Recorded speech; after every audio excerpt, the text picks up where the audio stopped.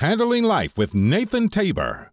Are you ready to learn how to handle life instead of letting life handle you? If so, this podcast is exactly what you need. Hey, I'm Nathan Tabor, and thanks for joining me today. What I want to talk to you about today is what is healthy. When we start talking about handling life, our health plays a pretty big role in that, although sometimes we don't really look at that. So what I want to talk with you about today is what are some steps that you can take, what are some steps that I've taken to maintain our health or take back control of our health. I want to talk to you a little bit in what my struggles were, and then get you to think about what are your current struggles. Why are you not doing what you maybe should be doing, or maybe you're not doing enough of it, and kind of address some of those. But just kind of a baseline here. What is healthy? It's basically having good health, promoting or taking care of ourselves. It's something that is a satisfactory size or amount of. So it's kind of a couple different definitions out there, but for me, healthy is when you feel good, when you've got energy, when you like the way you look, you like the way you feel. That is kind of the working definition I'm going to use of healthy today. So we're going to go over, how, if you're not feeling good, what could you do? What are some steps you can take? And so let's get into this. The main goal of being healthy is to preserve your health. It's to feel good. It's to enjoy life, to avoid injuries or, avoid illnesses down the road by taking care of yourself today.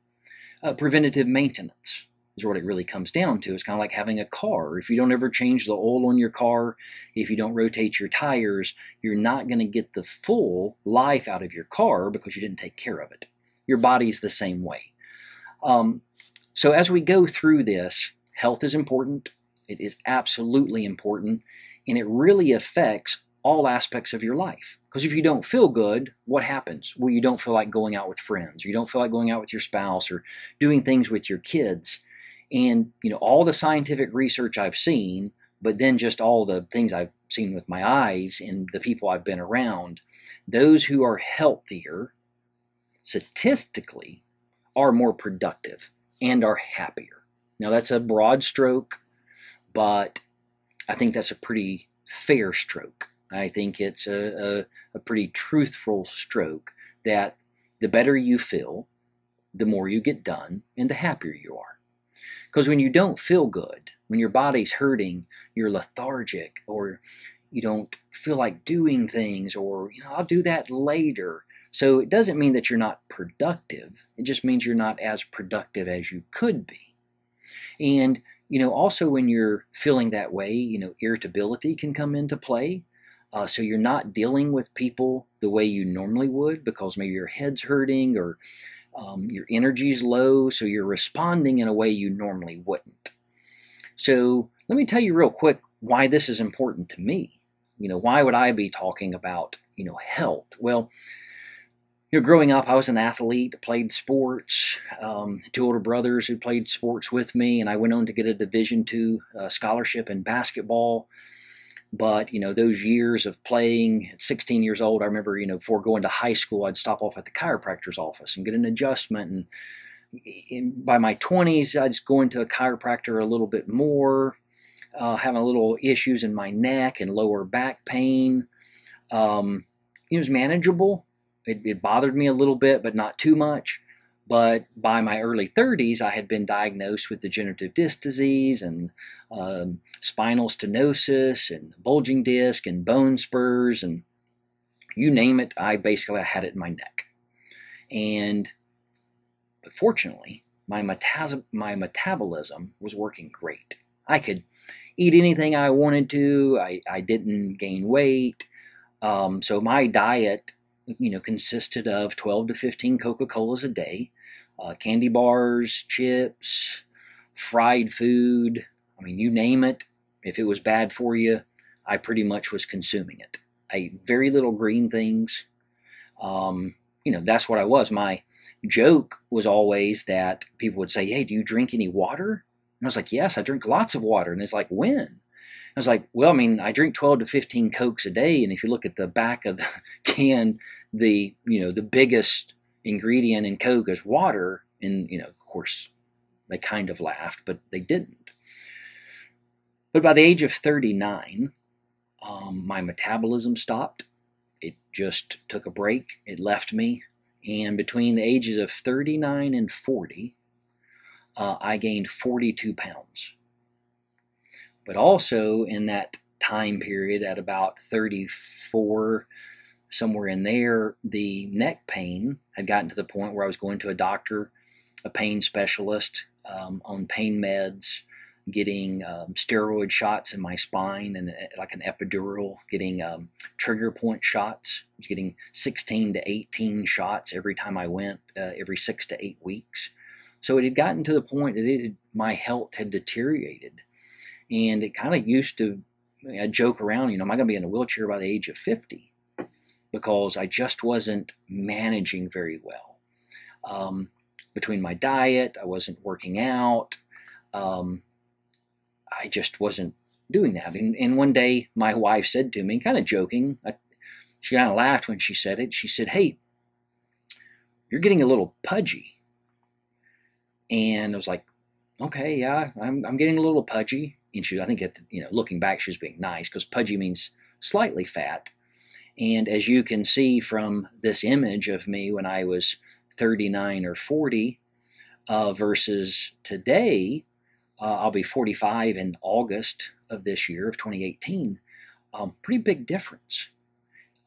I had gotten out of control. My weight had gotten out of control. I had let myself go. My work, my other things going on in my life had just basically taken over, and I had put my health on the back seat. And it was easier to go and get a prescription or get a shot than to really look at, were there things that I could do, things that I should be doing to protect my health. And so, here I am at the age of 40. I'm 42 pounds overweight. I wasn't working out. I didn't eat right. I was on 240 milligrams of morphine a day by this point, which is a ton of drugs. Of course, I was going to the pain specialist every 30 days. Trigger points, steroid shots, basically all around, I was in really bad shape. I was in bad shape emotionally, because I didn't feel well. My body hurt, but also all those pain meds and all that sugar and carbs. I was like in an emotional roller coaster, up and down, and it wasn't a good way to be, because I never really could get my footing on how I was going to respond. And physically, obviously, I wasn't doing very well. I was sitting a lot. I was lethargic. I was irritable, and it irritated me that I didn't feel well, but then I wasn't doing anything to do anything about it. And at 40, I said, look, enough's enough.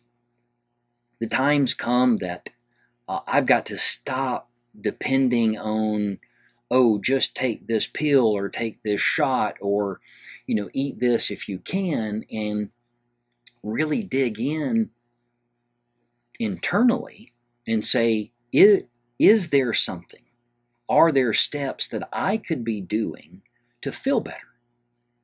Because it wasn't fair to myself per se, but it wasn't fair to my family and those around me to not be doing all that I could to feel better. So when we go through these steps, I'm not sitting here preaching at you or preaching to you or shaking my finger at you of how dare you get into this position, why haven't you done something to correct? Because I've been there. I was there, and I, try to protect myself every day. When I walk beside a Coke machine, I'm, I could drink one at most any time, but I just have to say no. And so I don't want you to think in any form or fashion that I'm coming at you as, you don't know what I feel like. I don't know your circumstances. I don't know how you got there. And it's really none of my business, right? But I do care that you get out of it, because I know what it's like, because I've been there. And so I wanted to take control of my health. I wanted to take care, control of my future, my emotions, my physical well-being, because I wanted to feel better. I mean, ultimately, that's what it came down to. So I consulted with a doctor that I've been going to. I came off the pain meds. I started eating right. I started changing my diet. I stopped eating after 8 or 9 o'clock, especially that big bowl of cereal and that big bowl of ice cream that I would eat right before I go to bed. And I was like wondering why I was gaining all that weight. You can't buy a tub of Breyer's ice cream and eat it in 3 nights. Well, I mean, you can, but it's most likely not going to turn out very well. It didn't turn out well for me, and it's probably not going to turn out well for you. But even before I added just a component of exercise, I hadn't even added that yet.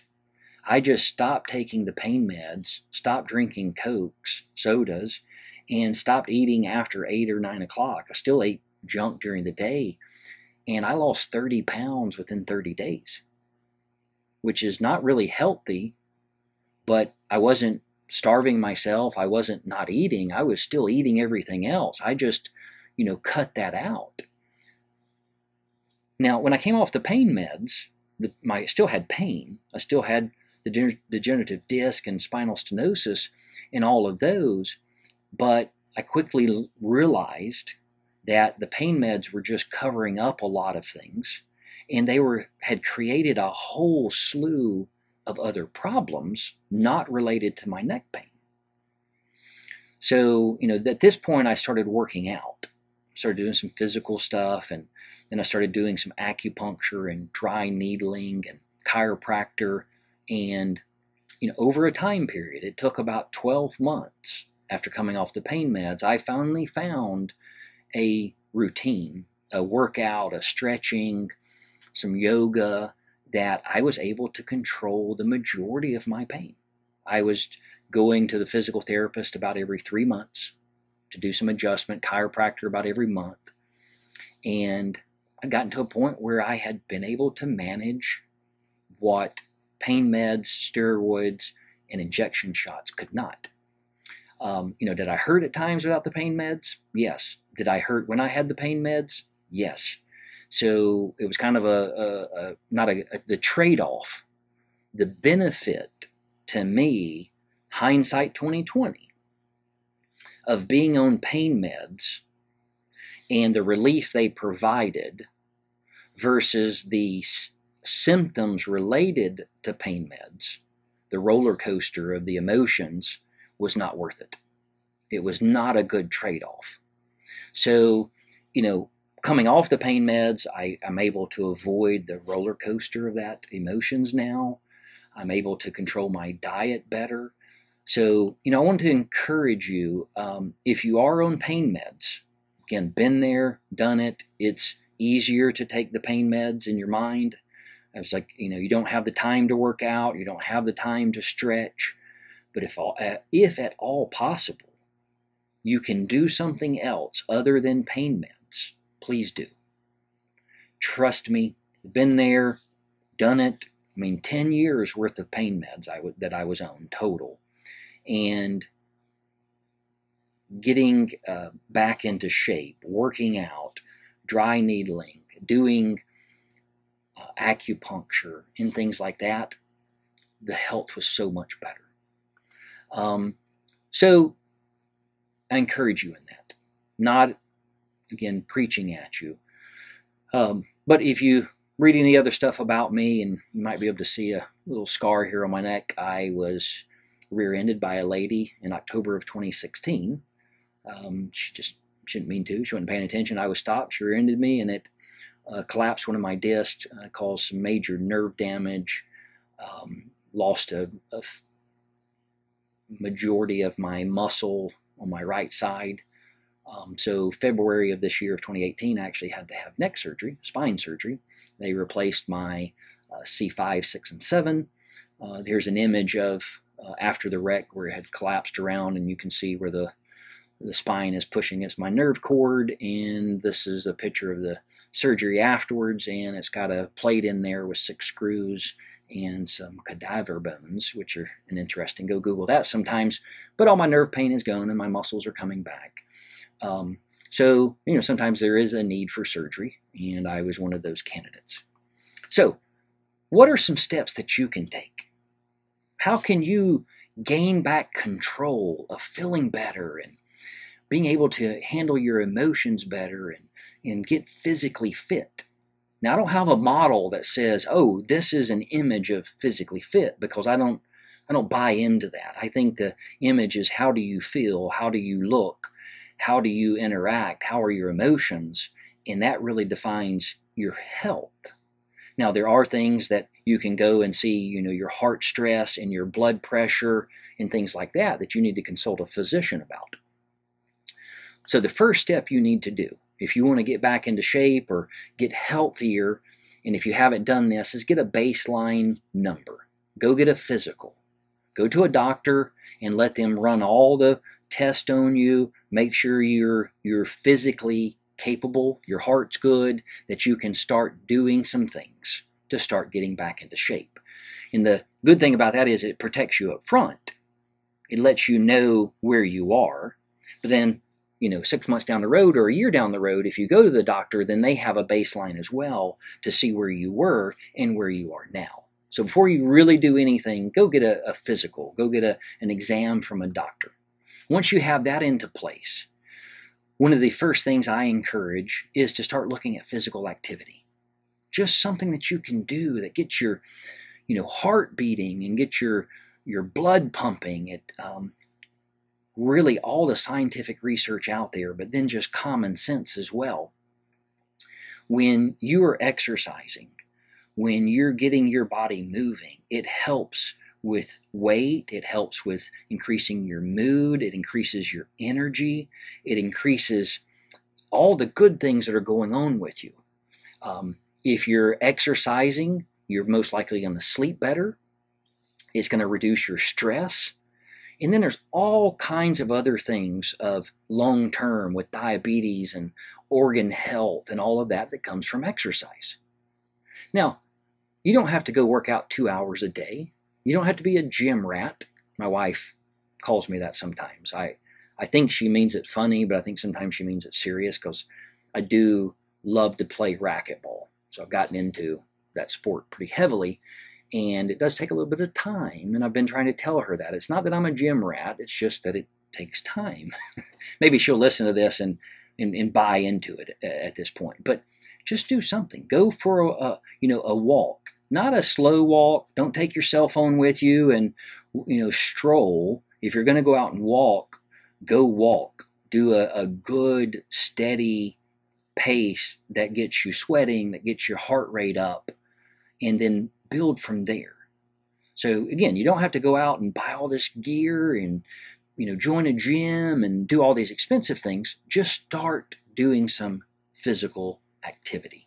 Start doing something that gets you feeling better. Walk around the neighborhood, stretch, sit in your chair and just, bend your knee up 10 times on each leg, and then do it again, and then do it again. It doesn't have to be overcomplicated. And then if you're out working somewhere, ask your company that you work for if they have any type of resources that they offer to employees. There's a lot of companies today, a lot of businesses offer activity plans or rates on gym memberships because it helps with insurance costs. The next step that you should implement to help with your health, and don't shoot the messenger, don't, look me up or come at me, but is your diet. It's one that we can control. It's one that can be easily controlled, except for bad things taste really good. I think it's kind of like a trick from God. I mean, broccoli tastes like broccoli, and chocolate tastes like chocolate. One's good for you and one's not. The one that's not good for you is the broccoli. I mean, it's good for you, but it doesn't taste right. But so there's all these bad food choices around us.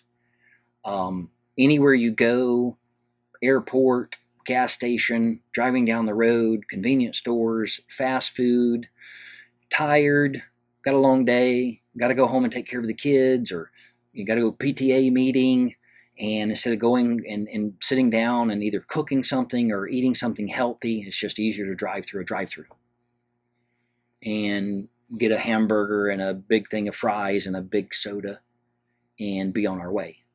Been there, done it, still do it occasionally, try to eat better, but there's just so much around us that it's so much easier, and a lot of times it's a lot cheaper, right? By the time you go to the grocery store and buy all these healthy things and buy organic if you want to, versus running through a drive-through, it's like, hey, I just saved an hour, plus I saved $20. If you're buying for 2 or 3 people, I mean, that's really convenient. True. It's very convenient, but it's not convenient for your health. It's not going to help you be healthier and feel better. So I do admit eating healthy is not realistic at all times. We're just on the go too much and things are going on. But I can say with 100% of certainty that eating bad all the time is not good for you. So we got to find a balance. You got to map out and calendar out and make a plan for the week or the month. Okay, I'm going to eat this much good stuff, and I'm going to eat some of my things over here that are not so good for me, but that I really enjoy. Because if you want to start feeling better, if you want to get back the energy and be more productive and feel better, you got to change your diet. And anyone who knows me, I am a sugarholic.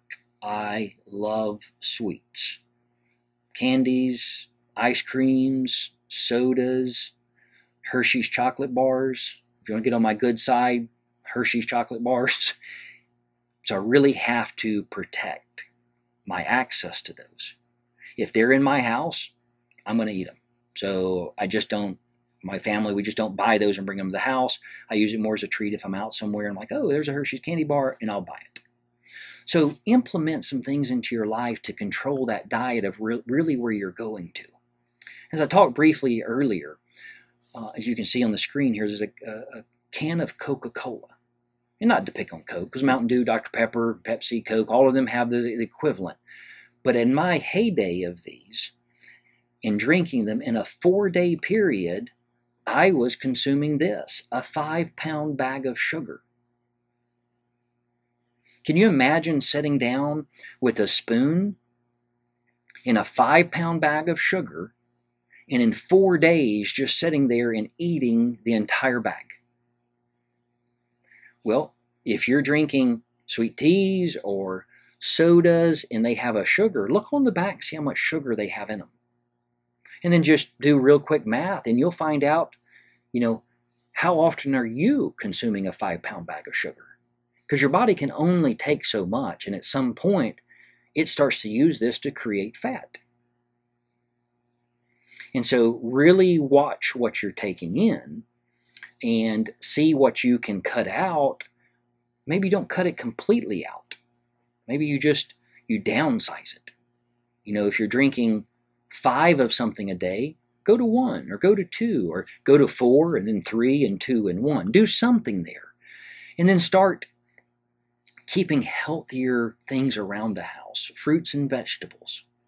I love Pop-Tarts too. And gosh, this podcast is making me really want some of these things. So I'm going to have to stop talking about all of them, the things I like. But, buy some healthier things to keep around the house. Fruits and vegetables, and take healthier snacks with you to work. So you're not tempted to go to the vending machine and grab some chips because you've got some carrots in your bag. And then treat yourself once a week. Hey, I've done really well these other 3 or 4 days, so I'm going to have a cheat day. And I'm going to eat those Doritos or Oreos or whatever it may be. You haven't found out by this point, I'm throwing all the things in here that I really like to eat. And then when you're at restaurants, search out the healthy options and take some cooking classes or YouTube, how to cook healthier. And one of the big keys in all of this in the diet is drink more water. Drink lots of water. Drink all the water you can. It's something that is really helpful to you. And as we come to the close of the diet section here, as Christians, What is our responsibilities here? In 1 Corinthians 6:19 says, "Do you not know that your bodies are temples of the Holy Spirit, who is in you, whom you have received from God? You are not your own." A lot of people interpret that different ways, and I'm not going to get into all the theology and this and that, but as Christians, our body is the temple of the Holy Spirit, and if we're not doing what we can to feel as good as we can, and we're doing things that are making us feel bad, no matter what it is, think about that. What's your challenge within that? I'm not here to preach at you or tell you, oh, God's this, and I just read a Bible verse to you. I think personally, this is, hey, do the best you can. Be the best you can. And if you're doing that, then good for you. But if you're honest with yourself, and I'm honest with myself, there's always things we can do better. And that's what I want to encourage you on. Do them the best you can. Now, here's a topic that can get people really riled up. If you're a smoker, if you're smoking those cigarettes, really consider quitting. It's not good for you. It will eventually kill you. It will shorten your life. It will damage your lungs. Secondhand smoke hurts those around you. My grandfather died at the age of 56. At age 49, had massive heart attacks. He had lung issues, and the only memories I have of him is as a little boy putting on one of those surgical masks and going in, and him having a tracheotomy in his throat, and him talking really weird, funny to a little 4 or 5-year-old, not knowing at the time what was the cause of it, but looking back, that was like, it cut his life short. He left a wife and he left 3 kids because he enjoyed smoking. Smoking is a very dangerous thing to your health. It's estimated that 90% of all lung cancer in men come from smoking, and 80% of lung cancer in women comes from smoking. And there's stats all out there. Google how bad smoking is for you. It even says right on the side of boxes, this may cause cancer. We call them, cancer sticks and that. So it really comes down to, on a common sense side, why would you smoke when you know what the repercussions are? Well, it's addictive. It's a lifestyle. And again, I can speak from this as firsthand. I smoked for 10 years. I started when I was 19 in college, and I smoked till I was 29. I quit on October the 31st, 2001. My thoughts, processes behind it, I was like, oh, one day I'll quit. I didn't realize at the time how addictive it was, how much it had, get up and eat and smoke, and then all throughout the day there were triggers. And when I quit smoking, the only way that I quit was to change those triggers. Stop doing the behavior that led to the next. So, if you're drinking a cup of coffee in the morning and then smoking a cigarette, you got to stop drinking that cup of coffee until you can quit smoking, because it triggers in your brain, oh, I do this, and then I do this. And then I used, some of the patches and some of the pills, and it was a process to quit smoking. It took me probably 3 years on and off, and I always used to laugh, ha-ha, of sorts, like, oh, quitting's not easy. I've done it over 100 times. And that's every smoker that I've ever known. That's been a universal joke of how many times they've tried to quit and it didn't last. Why? Because it's addictive. So really look at, internalize. Is that what you want for yourself? Is that really worth everything that you have going on? There's mental games behind it. There's physical addictions. There's triggers in that. And there's great programs out there that can help you on that. And I'll fall back to another Bible verse here of 1 Corinthians 10:31. So whatever you eat or drink or whatever you do, do it all for the glory of God. I will let you decide how you want to apply that to your life. But I do believe that if I do something in my life that cuts my life short, that I could have avoided, will I be able to stand before God and give an account of how I glorified Him, how I used my life to share the gospel with others? And I don't think I'm going to have a very good answer if I did something that I could have avoided. And so I think you really think through that process. Is there something in your day that, your physical activity, could you be doing more? Is there something in your diet that you could cut out or change? If you're smoking, is there something that you could do to stop that?